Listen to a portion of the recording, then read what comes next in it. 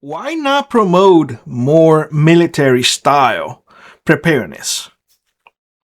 Well, I was never in the military. In fact, a lot of folks who actually promote that were never in the military either. Here's the thing, y'all. Here's the thing.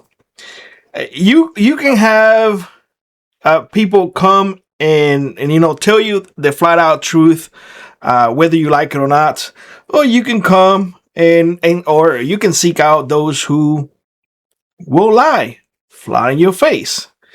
Now, I do know, and I have a lot of respect for a lot of people who have served. A lot of respect, and I know quite a few. I know for a fact that when you talk to them and you start mentioning MREs and whatnot, they're all like, I don't want to, because they know. They know. I know when you start throwing, those weird letters, acronyms, and whatnot, they don't like it because they never did when they were there. So why would they use it now? Now you hear people, CCC or CQQ or I don't know, whatever. I'm just making letters out in there. But they're doing that because they never went through it. So I can't come in here and say, well, you have to start getting a armor carrier or plates and whatnot because an SSTF, this is the way it's going to be. But I spent 16 years on an SSTF and we did not have plate carriers. We did not have semi-auto firearms. Shoot, firearms were illegal. We barely had any food. We filtered water with stones. Yeah, stones. Yep. And we try to take care of ourselves with natural remedies. So where all of this military comes from? Movies and video games. And video games. Movies and video games have poisoned the mind of people. They have poisoned the mind of people and they have altered their perception. They believe that what they see in a movie, even if the movie is saying like based on real events, but this is not real, but they still see it as such as, oh, it's real because that's what they're seeing. It's similar to the whole thing of it's not in Facebook, it's not real. You remember that? Same thing. Now, of course, people forget that is for entertainment purposes. In this platform, you have quite a few people who do it for entertainment. And they dress, as such. Honestly, that to me is for entertainment purposes. But if you take it as serious, sorry to tell you, but I think you're going to fail miserably. Let me give you a very simple example. You go out right now and you can dress. I know I'm going to throw the word tactical here, just for you all to understand.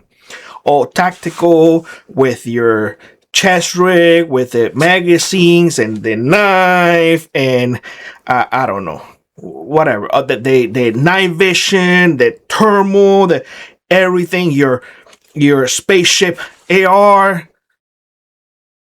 The moment that you leave your house and people start seeing you, they're gonna be like, 911. There's a person here who looks crazy. I don't know what he's doing. Why? We advocate for being a great man, but they're telling you, don't be a great man, be tactical. Makes no sense to me. You go out, dress regular, like this is the way I dress all the time. You have your defensive tool on you, whether it's open carry or concealed carry, matters not to me. I live in an open carry state. I can do both. If I choose not to open carry, I can conceal carry. Nobody will know. But I dress, regular. Am I getting into a gunfight with people like this is the Wild West, or am I getting into a battle, that a war that is not happening right now? What is going on? You see what I'm saying? So it's like, why are we preparing, or those people are preparing and encouraging others to prepare with this military mindset, with a lot of them don't have any experience at all in military. And I can tell you from personal experience, somebody who already went through shtf, all of that is probably, and I'm sorry to say this, it's a legit waste of money. Because in reality, in an shtf, at least the one that I went through for 16 years, food, water, finding toilet paper was a problem. Most of the time we use newspapers. I know it sounds disgusting, but it's the truth. Electricity, like transportation. It's funny. People constantly email me in regards to Cuba.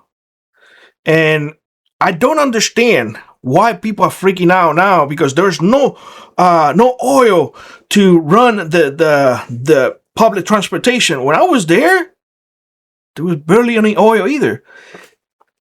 People rode bicycles everywhere. People also didn't have cell phones. Yeah. You see, times change. But the thing is that, necessities don't. You're still going to need the same things. You're still going to need water. You're still going to need food. If you are able to have self-defense. I mean, I told you all that even though that firearms were highly illegal in Cuba, and you will go to jail just by the mere possession of a .22, one bullet, you will go to jail. We still find it. We still had it. So if you live in a country that you can have firearms, take advantage of that. You don't need to get, that teched out AR-15 or anything like that. Just remember what I told you all in one of the most recent videos. What is the purpose of that firearm? Is it for it to look cool? Or is it for it to provide you with food and security? So keep those things in mind.